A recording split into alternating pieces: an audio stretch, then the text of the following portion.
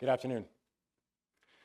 Let me start again by saying that we continue to pray for all of the victims of the Key Bridge collapse and also their families. We are thinking of you and your loved ones when you wake up in the morning. We're thinking of you when we go to bed at night. And your heart and all of you are in our hearts and continue to be in our prayers. Estamos pensando en todos ustedes y en sus seres queridos desde el momento el que nos levantamos por la mañana y cuando nos acostamos por la noche.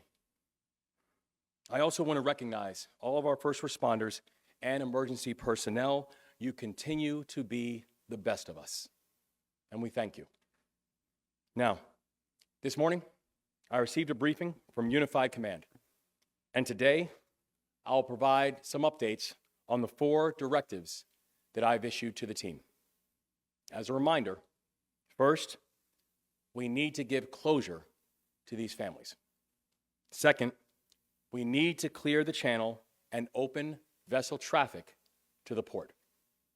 Third, we need to take care of all the people who have been affected by this crisis.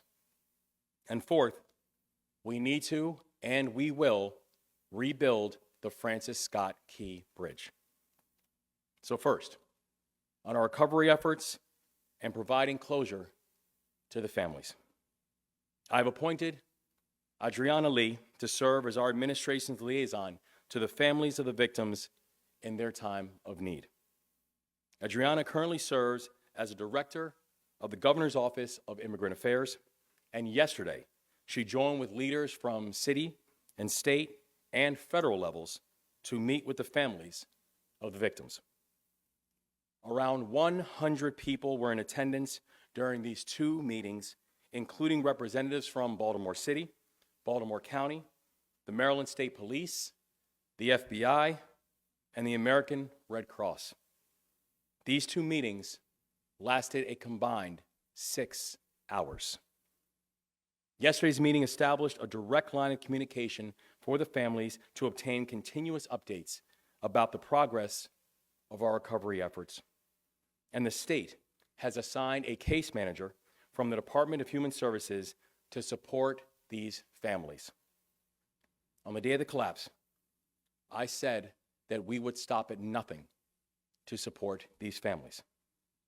And we will continue to stop at nothing to give these families the closure that they need and the closure that they deserve. Mission first, people always. Second, on clearing the federal channel and opening vessel traffic to the port. Yesterday, we showed you a 3D sonar rendering of the bottom of the river. Now, these renderings were being used by salvage divers to navigate the wreckage. And as you saw yesterday, and you remember, that water is so murky that salvage divers cannot see any more than 1 to 2 feet in front of them. As you remember from yesterday, the collapse of the bridge is so distinct and so severe, with the metal that is so disconfigured and so brought together and pancaked that it continues to make this mission extraordinarily complicated and dangerous for those who are conducting it.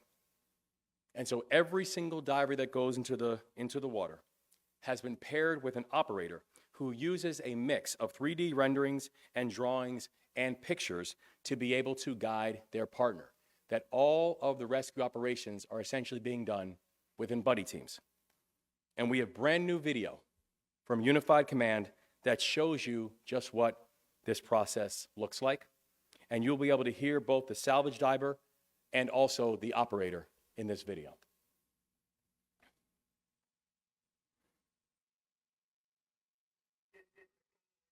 Just a couple inches beyond my fingertips. Alright, so you can't get to the bottom. So how much do you have exposed from the mud line to the top of the gusset plate? Stand by, I'll grab the tape. That's the view of our divers.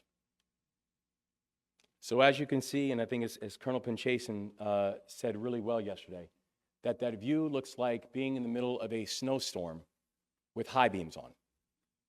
That's the complication that our divers are navigating right now. And that's why we have to move with not just extreme caution, but also extreme safety. Because as we've said before, safety and making sure that we have no more casualties and no more injuries is the highest priority of this unified command. We also need to make sure that the port stays open even if the channel is closed. Vessel traffic accounts for the vast majority of economic activity that takes place to and through the port. But to keep things moving, we've got to get creative, and we have. So over the last few days, a large vessel bound for the port of Baltimore was rerouted to the port of New York and New Jersey due to the collapse. But we wanted to make sure that those containers made their way to Baltimore. And so I've been informed that as of this morning, 75 containers from that rerouted vessel arrived at the Seagrit Marine Terminal at the Port of Baltimore, operated by Ports America Chesapeake. These containers will be transferred from rail to the port by members of the International Longshoremen's Association, or ILA. And I want to thank all of our friends at the port, including our partners at CSX, for their leadership in getting that shipment down to Baltimore. Because without their hard work, those 75 containers would likely have never made it to Baltimore. This work presents a model about how we can move in partnership to get commercial activity through the port even when the channel is closed. And I want to thank our friends over the Port of New York and New Jersey for working with us to make it happen. Now, I do want to be clear.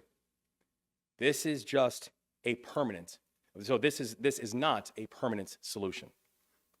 The 75 containers that we moved today represents less than 5% of the average number of containers that the port processes daily before the collapse. Less than 5%. So we still have a long road ahead of us to getting vessel traffic back up to full capacity, but we will get it back up to full capacity. It's critical for our workers. It's critical for our economy. It's critical for our state. And it's critical for our country. Mission first, people always. Third, on taking care of our people. Over the last 2 days, our new Maryland Business Resource Center have helped a combined 77 businesses. And tomorrow, we will open a new permanent business center in Baltimore County. The permanent site will be located at the Garden Annex building at the Community College of Baltimore County and their Dundalk campus. The address is 7200 Solars Point Road, Baltimore, Maryland, 21222. It will open to the public tomorrow morning at 8 a.m., and I encourage everyone to visit sba.gov for more information on hours and resources. We've stood up these centers at incredible speeds, and we could not have moved so fast without the partnership of our federal delegation, without the partnership of our local leaders, and the partnership of the Biden-Harris administration. And today, we are thankful to be joined by Isabel Guzman, who is the administrator of the Small Business Administration.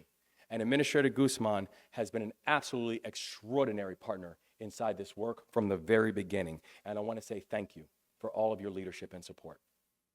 Say thank you also to the entire Biden-Harris team. Thank you all for believing in Baltimore. And thank you all for standing with Maryland always. Now, I want to provide a brief update on the state budget. We entered budget season being very clear that we needed to be fiscally responsible as a state. We needed to study the data. We needed to direct state resources towards proven programs that offer big returns. And we needed to prioritize spending in a way that invests in our state and grows our economy in the long term and doesn't choose one over the other.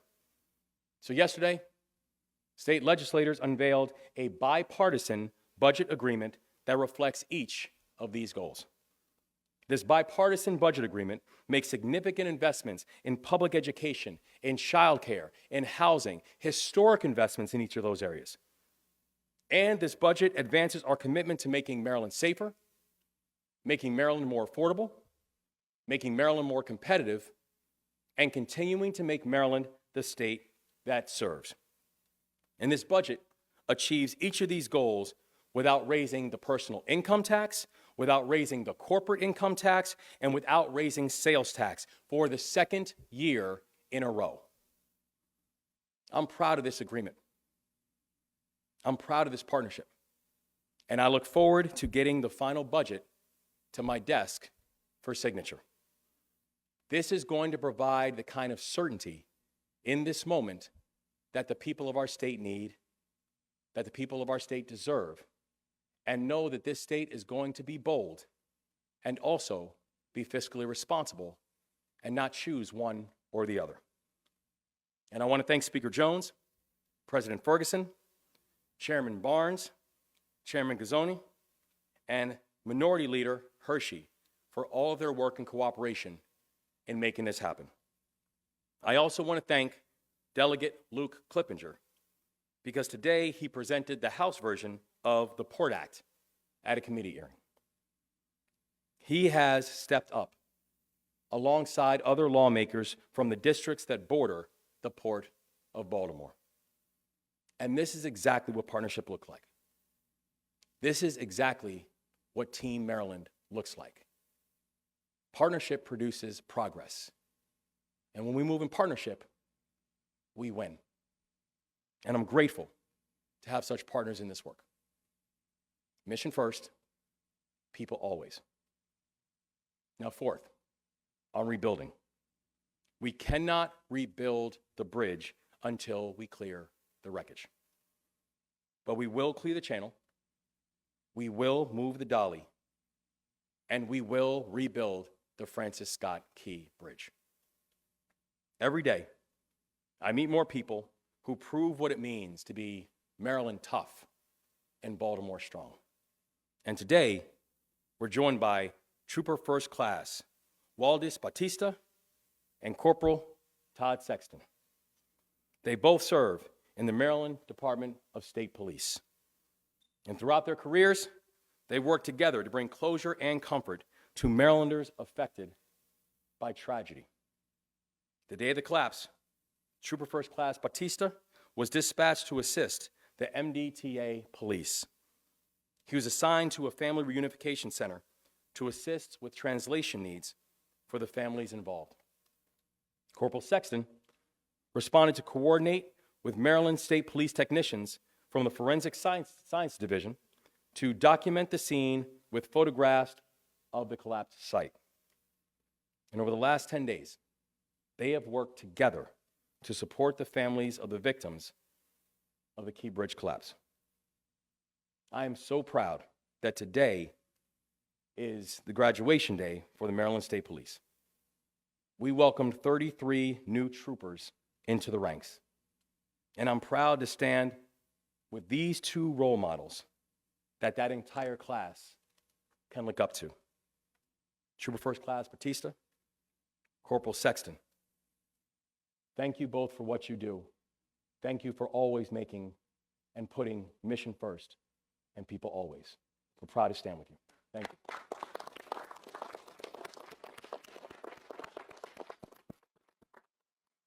So in a moment, I will turn it over to Admiral Gilreath speaking for Unified Command. And then we'll be joined by the following speakers: Small Business Administrator Guzman, Senator Ben Cardin, Congressman Kwesi Mfume, Baltimore Mayor Brandon Scott, Baltimore County Executive Johnny Olszewski, and I'm thankful for everyone, including our Lieutenant Governor, who are standing up here today, and for this remarkable team who has not stopped working on behalf of the people of this state. I will now turn it over to Admiral Gilreath, representing Unified Command. Thank you. Good afternoon. I'm Rear Admiral Shannon Gilreath, and I'm speaking on behalf of the Unified Command. Before I get into today's update, I first want to say thank you again to the community for the love and support you provided to all of the first responders who have come to assist in this incident. This morning, I went and visited Coast Guard Station, Curtis Bay, Maryland. It's located inside our Coast Guard yard, just right around the corner from the Key Bridge. As I went into the station to thank them for their work that they've been doing on this incident and for getting out on scene immediately after the bridge collapsed, I walked into their break room and I looked around, and it was like the Easter Bunny had come to that unit. There were probably 300 wrapped little care packages with energy drinks, chips, all kinds of little snacks, and that really lifted their spirits. And we'll be distributing those to other first responders who are contributing to this as well. But I just want to say thank you to the community for that kind of support. I have not seen that in other places for some of these incidents like this. And I really, truly appreciate, and all of our first responders, I'm speaking on behalf of all of them. The people who are standing up here on the local and state and federal side, thank you for the support that you have given us and the people who are working on this incident. So we cannot thank you enough for that support. It means the world to us as we continue to do the very best we can to reopen this facility, reopen the waterway as fast as we possibly can and do it safely. So for my updates, our number one priority remains reopening that shipping channel.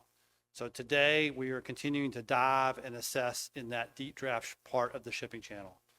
On board the ship, as we work on our second priority to remove the ship, we are rigging containers to get ready to remove them from the bow of the ship and bring them over to trade point when we can do that.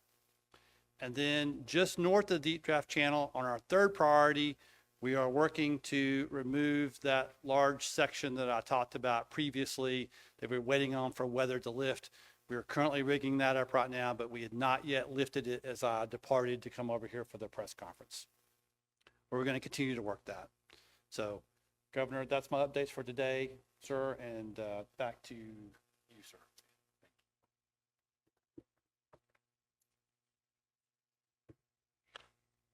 Thank you so much.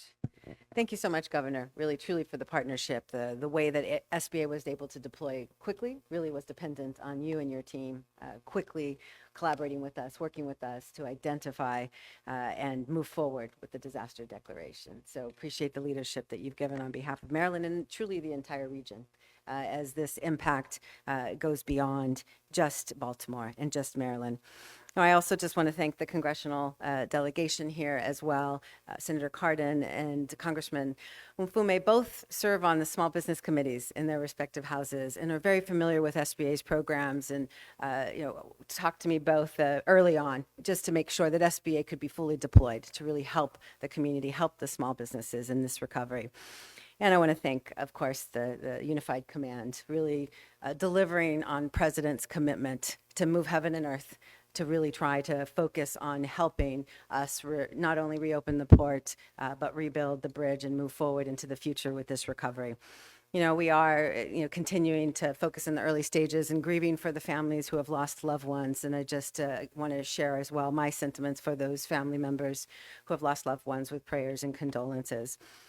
President Biden directed the team early on to dive into the federal resources available within every agency and make sure that we could deploy quickly and swiftly to help the community not only survive but thrive into the future.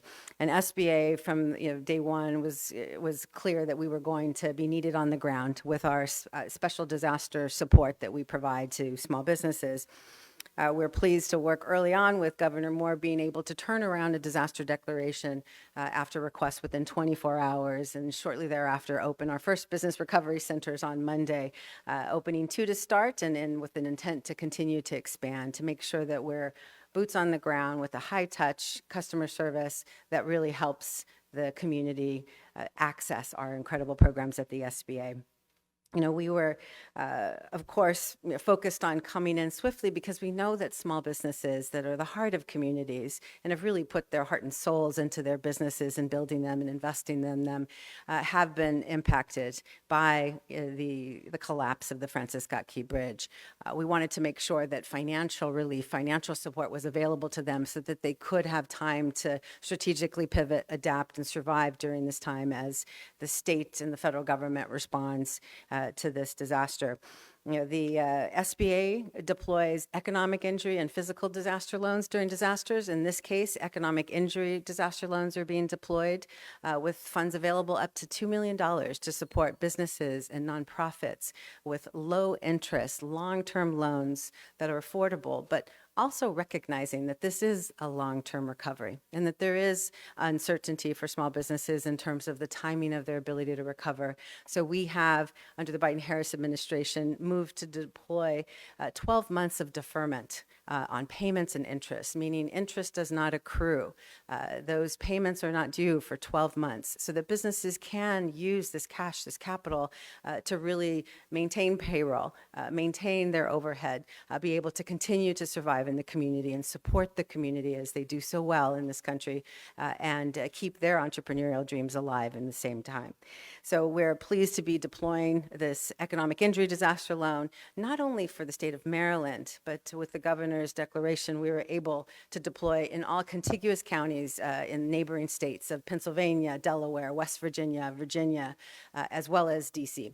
And to date, over 500 applications have been finalized with the SBA. We're continuing to see, as the governor mentioned, within our business recovery centers, businesses seeking assistance, seeking help, not only the great loans, but as well the advice on how they can position their business for success. With this capital deployed, we believe that we'll be able to help in the long term, help these businesses reposition, help economic development. And we know how critical they are in communities. There's over 640,000 businesses, small businesses here in the state, in Baltimore region specifically, 50,000 employer firms employing over 500,000 people.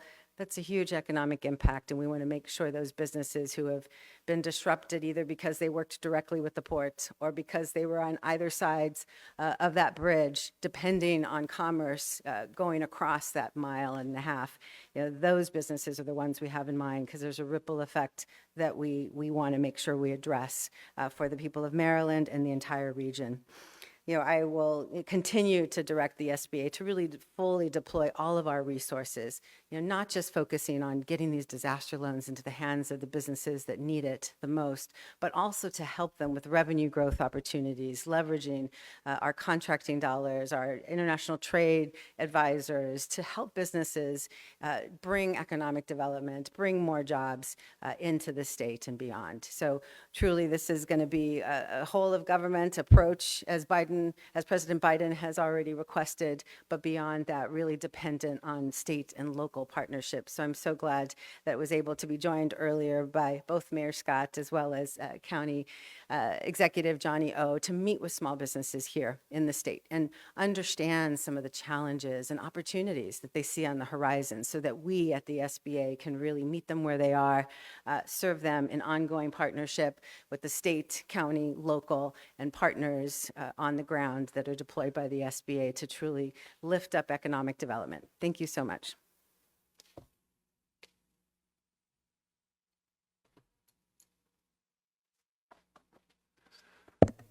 Governor Moore, your federal delegation stands squarely with you. Senator Van Hollen, Congressman Mfume, the entire federal delegation supports the 4 priorities that you've outlined. We stand with the families of the victims. We will stand with them and bring closure. We strongly will work with you to open up the channel as quickly and safely as possible. We will always help those who have been impacted, the workers, the business owners, the communities, and provide the relief that is needed. And the Key Bridge will be replaced with a bridge befitting our community. We stand with you on all of those points. Administrator Guzman, thank you for coming to Baltimore, and thank you for your leadership on behalf of small businesses. Governor, we heard from those that are really impacted by this bridge coming down. We know about all the containers that go through the Port of Baltimore, 1 million a year. We don't realize how many small businesses are impacted if those containers don't come in. We heard heart-wrenching stories from William and Dawn as to how they put everything in their life into their businesses, to start it, to be an entrepreneur, to grow our economy. And now they don't know whether they're going to survive because they depend upon those containers being there in order to transport them. That's their business. They don't have deep pockets. One worked as an independent contractor. One has 1 or 2 employees. They need our help. So, Administrator Guzman, thank you for being there today. What we heard today is the urgency of helping our small business owners and the coordination of the resources that may be available. And to Mayor Scott and County Executive Shesky, you are providing some of that gap. And we want to make sure that that is coordinated with the federal tools and the state tools so we can get maximum help to maintain these small businesses during these extremely difficult circumstances. And Governor, I want you to know, Congress resumes session on Monday, both the House and the Senate. We will be convening with the Biden administration, with the Office of Management and Budget, with the Federal Department of Transportation, with the State Department of Transportation, with your team, to make sure that the resources that are being made available, and I want to make this clear, there's been no delay in federal resources or personnel to deal with the missions that you outlined. We're going to make sure that that continues, to make sure Congress does everything it needs to do in order to carry out the commitment the President has given us and the one that we think needs to be carried out. So we're going to work immediately to do what is never necessary in Congress to make that a reality. Now, we know there's some people who say, well, isn't there third-party liabilities? Isn't there insurance? And the answer is we're going to hold all responsible people fully accountable. But we're not going to delay opening our channel or rebuilding our bridge with the lengthy process that may take. So we're going to make sure that we hold everyone responsible for the benefit of the taxpayers. But we're going to move with prompt dispatch to open that channel and replace the bridge. So you have our full support, and one of those key players is my colleague in the House of Representatives, Congressman Mfume.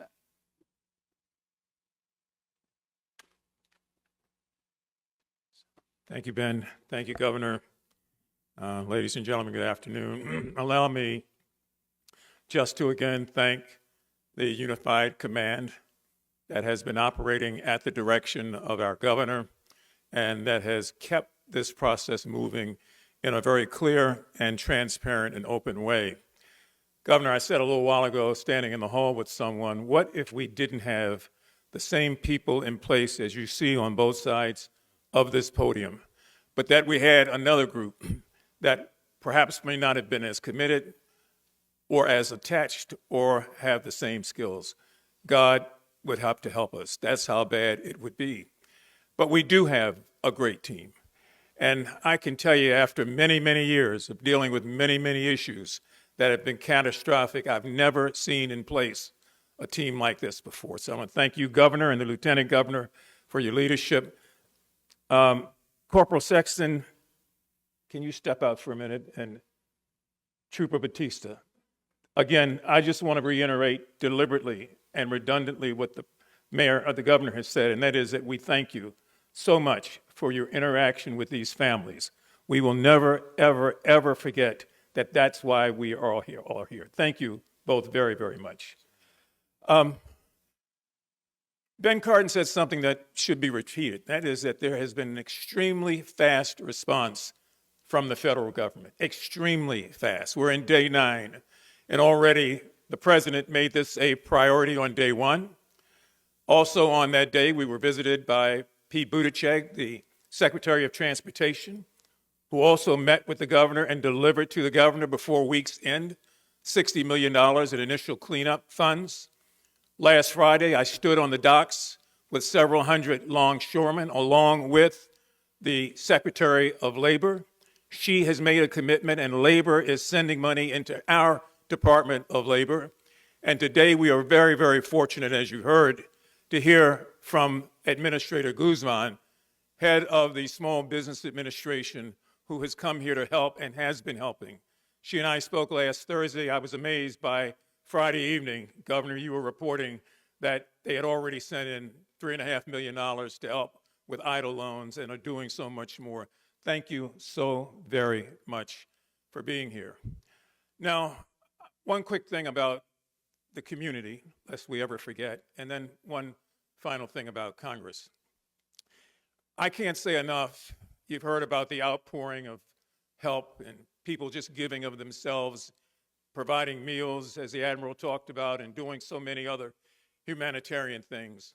I want to thank the people of Dundalk and the people of Turner Station who have gone out of their way during this time to help accommodate the needs of so many as we traverse their neighborhoods going back and forth, who, for them, that bridge was a cathedral. It was a part of the skyline. It was a way to get to work, to get to school, and to visit loved ones. They understand the depth of this, and the sincerity of them has been overwhelming. And I'd be remiss if I didn't say thank you to all of them. Now, Senator Cardin is right. We go back in on Monday, which is why there's not been any congressional action. Somebody said, well, how come the Congress hasn't done anything? Well, the Congress has done quite a bit. And getting ready for next week, I mentioned to you a few days ago that I'd spoken directly with the Speaker of the House of Representatives, Speaker Johnson, who understood before I could even talk about the seriousness of this, the impact that it was going to have on the area, but most of all on the country, because of the disruption of supply chains and the disruption of all the things that go with taking goods and services and moving them around the country. We do not want to affect the economy, and he understood that, as did Tom Cole and Rosa DeLauro, the two ranking senior members on the Appropriation Committee, one Democrat and one Republican. And I've talked to a number of my colleagues on the House side, from Leader Hakeem Jeffries on down. We are ready to receive whatever the president brings and sends to the Congress. And as you know, he will be here tomorrow and talk specifically about what that will be. So when that comes, it will take place. I don't want to get too far off point, but Ben and I and Chris are working our butts off to make sure that this goes through the Congress the way that it should, and that the relief that the Congress of the United States will provide will be efficient and sufficient for this disaster. Thank you very much, and let me bring forward now someone who has just been a shining star throughout this disaster, and that is the mayor of the city of Baltimore, Mayor Brandon Scott.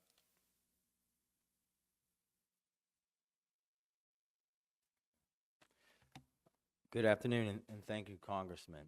First, let me thank the governor and the fabulous team from Unified Command at the governor's direction for their continued work in handling this tragedy with the utmost care. And as I always say, we will continue to uplift all the families that have been impacted, particularly those who are still missing among the wreckage. We will not leave you. We will be by your side each and every day. As you've heard from the governor, my mayor's Office of Immigrant Affairs has been central to that work, working alongside the governor's team and the county executive team to support those families, engaging with them each and every day. And the fund that they put together now has already more than $430,000 in it. That funding will go directly to these families for whatever they need, no matter, Mr. Governor, which jurisdiction they reside in, because together is how we are working through this tragedy. We will continue to be with them throughout the duration. From now on, they know that they have a place of support from every single team that is involved in this response. From mine, County Executive Olszewski, County Executive Pittman, the governor, President Biden, our congressional delegation, everybody is in it together. And we know that one life is one too many, but we know that it would have been more families and more people if we did not have those first responders who we saw earlier this week with the quick response that they had.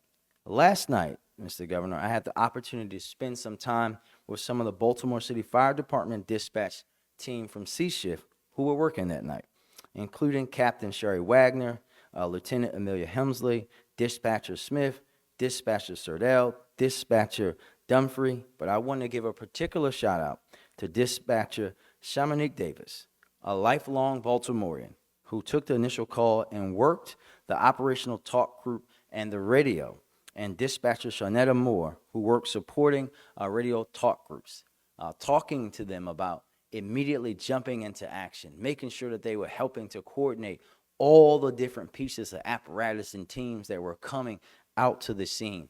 And they did it without even thinking and blinking. Thank each and every one of you for the work that you did last week, but that you do each and every day. Just like their counterparts at MDTA Police, they just jumped into action to be the heroes that they are. And to the county executive's point from yesterday, to show you how small Baltimore is. Last night while I was there, one of the dispatchers said, "Mr. Mayor, I want to show you a picture." It was a picture of me and her dad, who is a longshoreman from 2 days ago when we were at the port. This impacts every single person in our community. I also want to thank you, Madam Administrator, and your team for not only coming today, but for also supporting all of our small businesses through this tragedy. Those stories that we heard today were heart-wrenching, but we know that we all will be here to support them and that the full weight of the federal government will be on display here tomorrow and always through the leadership of President Biden. Thank you very much for everybody, and I'll turn it back over to Governor Moore. I'm sorry. I'll turn it over to my center, County Executive Johnny Olszewski. Thank you. I'm happy to take a pass from my point guard anytime in Mayor Scott. Again, just lifting up those families impacted in our prayers, along with our first responders and, frankly, the incredible leadership of our unified command and our governor. It's important to pray for our leaders, so please remember to do that as well. Administrator Guzman, thank you for taking the time to be present today, not just in touring the incredible setup that you and your team has. We know both in Baltimore City and in Baltimore County, but also in convening those impacted small businesses. Every time we have a conversation, the picture gets a little more clear about just how deep and wide the impact of this catastrophe truly is. We are in Baltimore County proud to be partnering with you, with the governor's team, and with our counterparts in Baltimore City to open up a more permanent site at the Community College of Baltimore County. Tomorrow, that new site will be open and running alongside the temporary site at the DRC before transitioning permanently on Saturday. We look forward to continuing to do whatever it takes to support our governor, our president, and his team. We also look forward to welcoming the president tomorrow. I'll just end by saying it's no surprise that President Biden is coming to join us in person. I know that we all got calls early and often. Senator Cardin, Congressman Mfume, the mayor, myself, the governor, the lieutenant governor. And so between that, along with the personal touch of his senior advisor, Tom Perez, his SBA administrator today, his Secretary of Labor, Secretary of Transportation, you start to get a sense that that commitment is real. So we look forward to welcoming the president tomorrow, and we continue to welcome the incredible support he has shown to us in this moment of need. With that, I'll turn things back over to our leader, Governor Moore.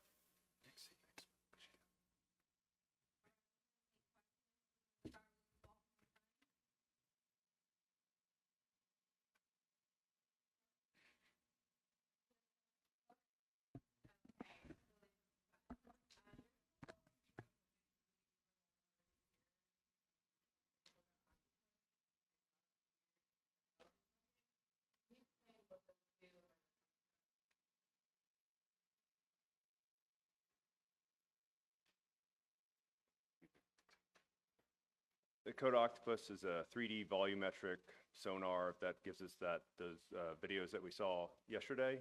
It really allows us to see through the murky conditions that are under the water and helps provide some situational awareness to the diving supervisor who is directing the diver on the bottom. The salvage bucket is on its way up. It's basically a giant grab that goes down to grab some of the wreckage to lift it up, the wreckage that can't be rigged individually to be put onto a barge. Thank you.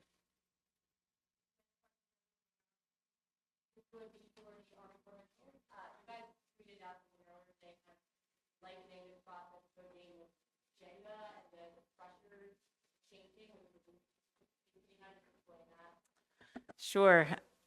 It's hard, I guess, trying to make folks be able to visualize this.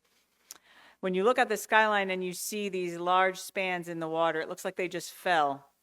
And so you think of how Jenga falls or pickup sticks fall, and you think you'll be able to take them apart. But the wreckage is so mangled, cantilevered, and bent that within those piles, within that wreckage, there may be the forces that it came down with. Those spans might have been contorted in such a way that if you were to cut it, there might be some force that's pent up. And I guess a good way to explain it is like a spring. If I'm going to pull a spring with tension and it's laying there and it looks like it's not moving, but if I were to cut it, it would snap and go back. So when we're describing why our divers need to go down there and verify what we're seeing in those 3D drawings, it's because they need to verify what those connections look like so that we can understand if there are any forces on the wreckage in a certain way. So if we do cut something, God forbid, there won't be an additional risk or that we wouldn't have additional casualties. So we might be describing how things are laying, but it's really about how we're going to take it apart.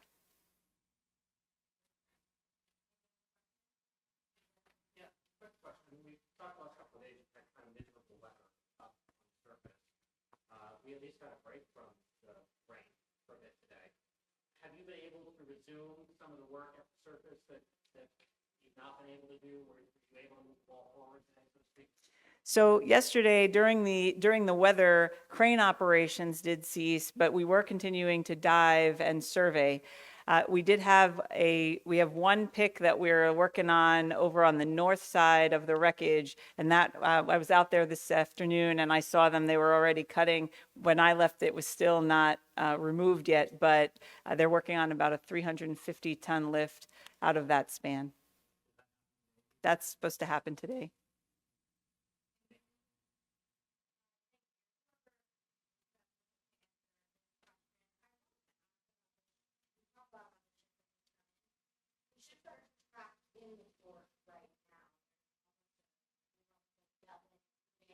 Military vessels are supposed to be able to move that on the surface.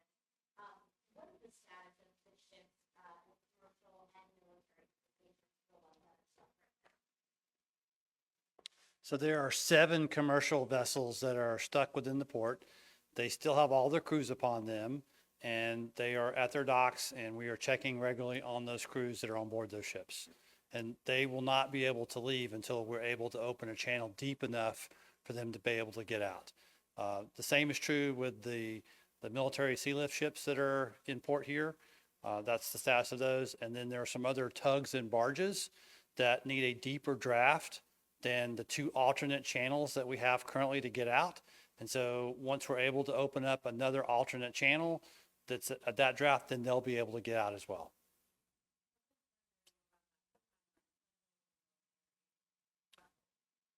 Well, we are working as fast as humanly possible, as the president has directed us, to reopen that channel. And we are going to do that as fast as humanly possible, but we're also going to do it in a very safe manner so that we don't have more casualties or injuries to the workers who are doing that, ma'am.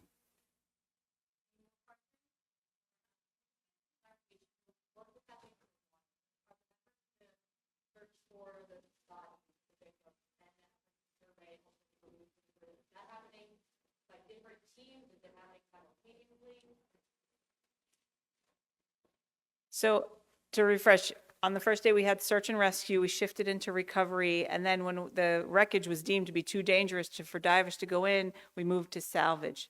But the salvage operation doesn't mean that we stop. And salvage operation is a very disciplined, methodical, and iterative approach. So with every layer of wreckage that we take out of the water, we have to go back in and survey and assess and determine how the wreckage reacted in order to make sure that the next lift will be just as safe. But in that process, if we detect any sign or even the slightest chance that there's something we need to continue to investigate that might be a missing person or a piece of equipment that could possibly have a sign for more recovery efforts, we've got the Maryland State divers from Maryland State Police to come in and be ready to go right there. So it is an integrated part of the salvage operation. The recovery it's not an afterthought. It's integrated in that plan.